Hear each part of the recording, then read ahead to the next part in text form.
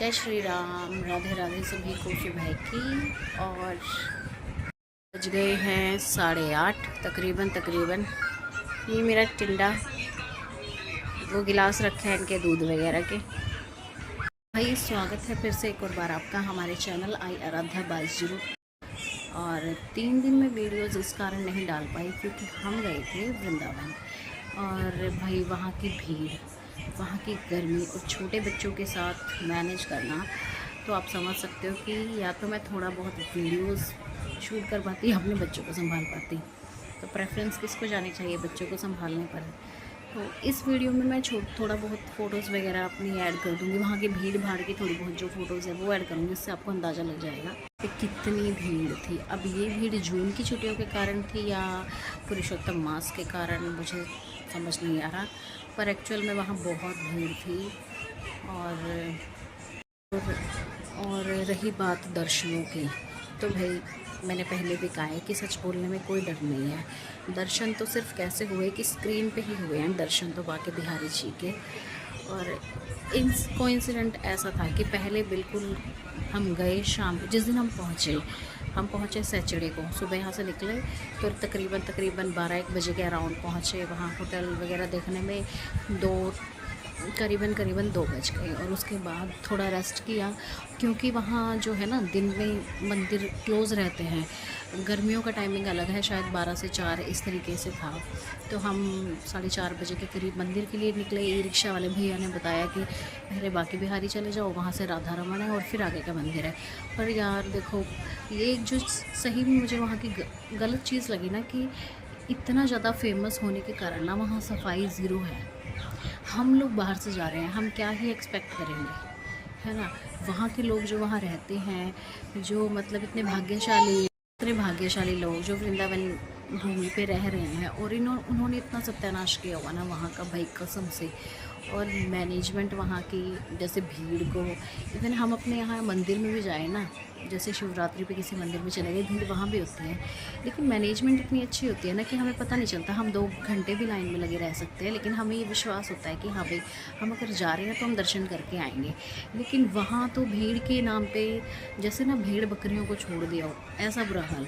मैं मतलब negative way में बोलना नहीं चाह रही उसके बारे में, लेकिन उस संदर्भ में ना एक कटाक्ष के तौर पर ही लेना है इसे, कि भाई इतनी पावन धरती है, ठीक है, इतने फेमस जो है वो जगह है, इतने वहाँ श्रद्धालु आते हैं, हम हज़ारों तो हम कह ही नहीं पाएंगे, पता नहीं अनगिनत कितने लाखों श्रद्धालु आते हैं। और जैसे पानी की फैसिलिटी ज़ीरो, आपको कहीं भी ना सड़क पे वाटर कूलर नहीं नज़र आएगा, कहीं टैप नहीं नज़र आएगा।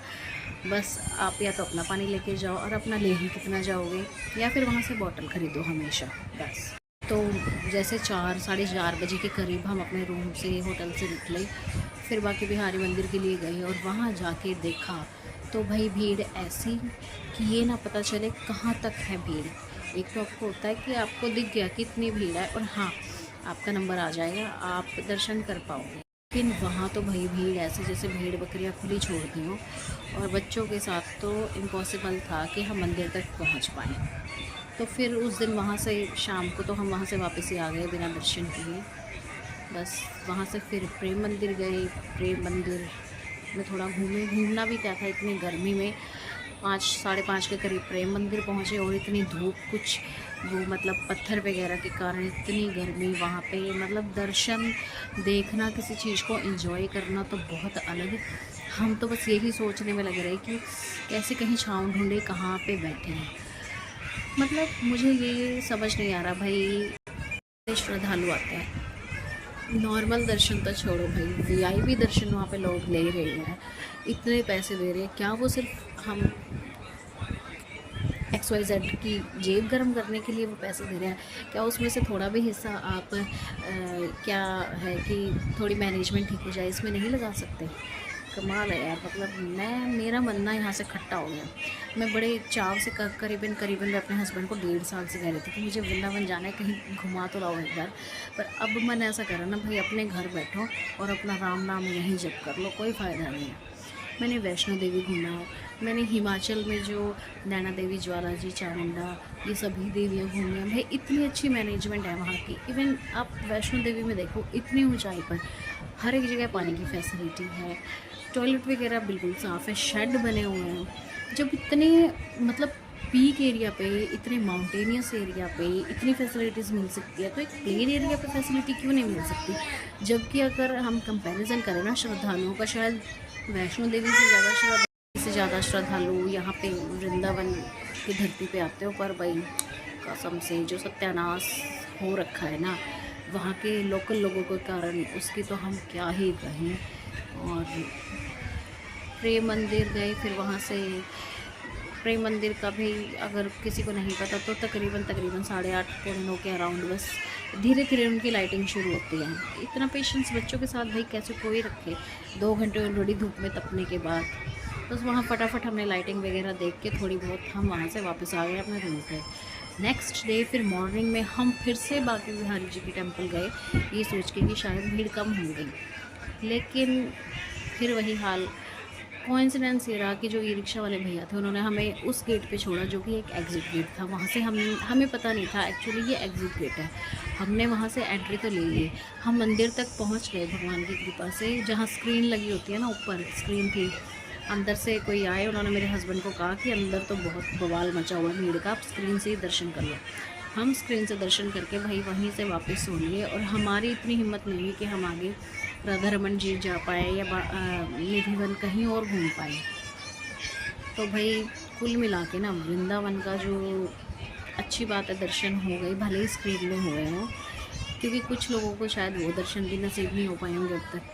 पर मन जहाँ खट्टा होता है ना, वो ये होता है कि आप वहाँ के लोकल इंसान हो, आपकी ज़िम्मेदारी बनती है आप अपनी उस पावन भूमि को ना बड़े अच्छे से संजो के रखो कि लोग और ज़्यादा मात्रा में आए। क्योंकि आपका काम है ही क्या वहाँ पे, लोग जो आ रहे हैं, ठीक है, जो आपका लोकल जो सामान है वो बिक रहा है उन लोगों की वजह से, आपके घर चल रहे हैं, आप फिर भी उस जगह को बचा नहीं पा रहे हो। आपने हद से ज़्यादा वो जगह गंदी कर रखी है।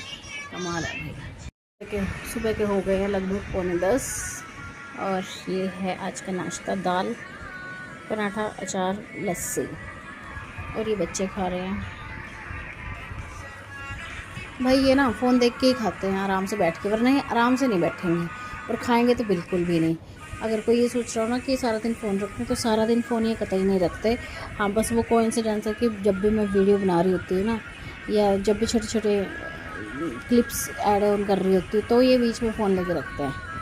और लेकिन ज़रूरी नहीं है हमेशा ये कुछ ऐसा ही देख रहे हो। कभी गेम खेल ली, कभी ड्राइंग कर ली, कभी म्यूज़िक बजा लिया, ये है इनका। और भाई ये मेरा डेली नेकहम प्रोडक्शन एक्सरसाइज प्रैक्टिस है ये, और ये मैं ना इंस्टाग्राम पे डेली शेयर कर रही हूँ। 3 दिन से तो खैर मैं शेयर नहीं कर पाई, लेकिन अब फिर से मैं शेयर कर रही हूँ इसको।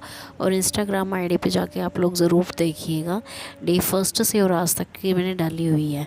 जिन सभी को ये प्रॉब्लम हो ना नेकहम की, वो ज़रूर फॉलो करिएगा और बताइएगा अपना एक्सपीरियंस।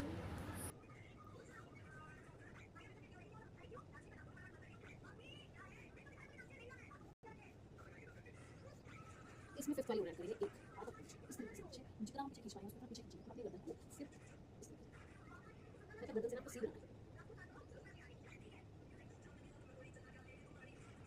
जब हम अपनी गर्दन को ना रोटेट करते हैं तो अगर गर्दन घर पे यहाँ खिंचाव महसूस होता है, तो इस तरीके से करेंगे तो यहाँ पे खिंचाव खिंचाव महसूस होगा। और फर्स्ट डे ये वाली एक्सरसाइज इसलिए नहीं ऐड होगी क्योंकि वो दिन एक्सरसाइज जब हम लगभग 1 हफ्ता करते हैं ना, तो जो ये स्टिफनेस है ये कम हो जाती है, और तब हमें ये वाली एक्सरसाइज करनी चाहिए क्योंकि वहाँ का खिंचाव हमें तब महसूस होता है।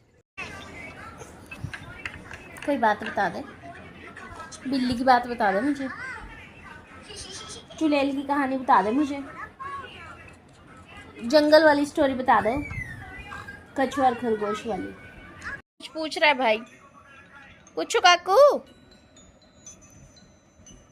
ये नहीं पूछता हमारा बाप। रील देख देख के कमेंट इतने करती है।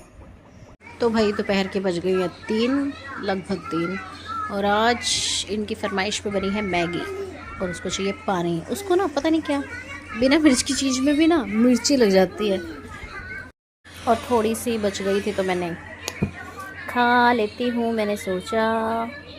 पहले तो ना भाई ये एक ट्रेंड था, मुझे पता नहीं किस किस को याद है कि नहीं याद है, जब हम छोटे थे और हमारी जून की छुट्टियाँ होती थी तो हम क्या ही काम करते थे छुट्टियों में बैठ के, जैसे मतलब पुराने टाइम में अगर मैं बताऊँ, मम्मी वगैरह दरी बनाती थी, है ना।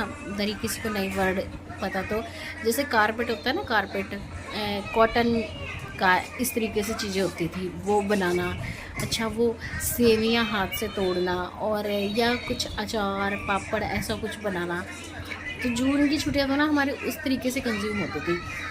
और सभी मतलब जैसे बुआ के लड़कियां आ गई या मामा की आ गई, ऐसे सभी बहनें बैठकर, ताऊ चाचा की ऐसे फैमिली में बैठ के फिर वो नीचे अखबार बिछा के या कोई थाली लेके, या मंजे होते थे पहले, जिसको अब क्या कहेंगे हम, फोल्डिंग जिसको आज कहते हैं ना, वो पहले के टाइम में होते थे पुराने।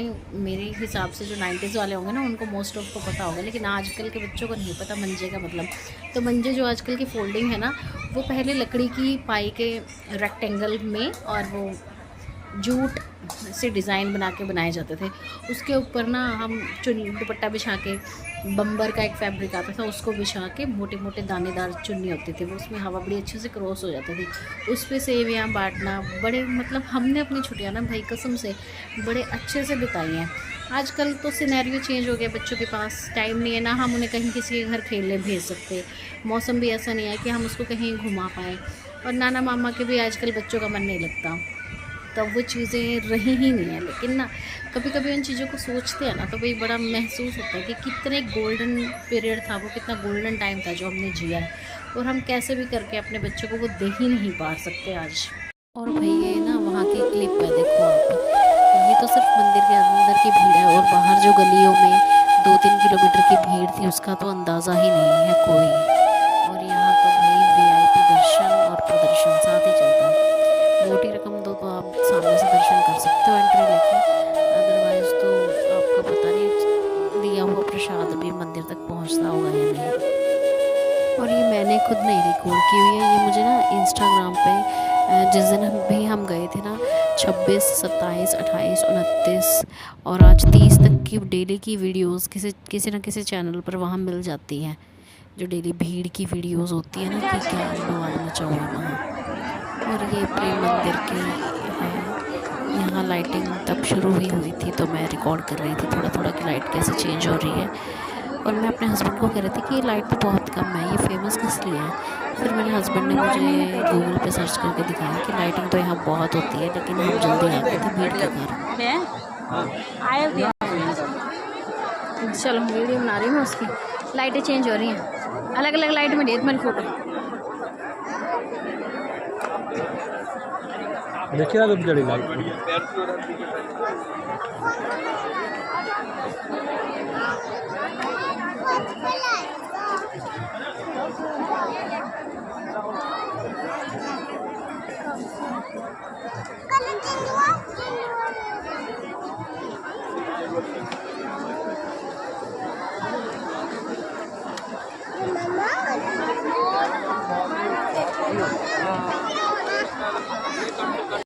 तो भाई शाम के बज गए हैं 4:30, और ये वाला व्लॉग मैं यहीं ख़त्म करूँगी, क्योंकि शाम का काम हो जाता है, फिर बच्चों के साथ थोड़ा टाइम लग जाता है काम करने में।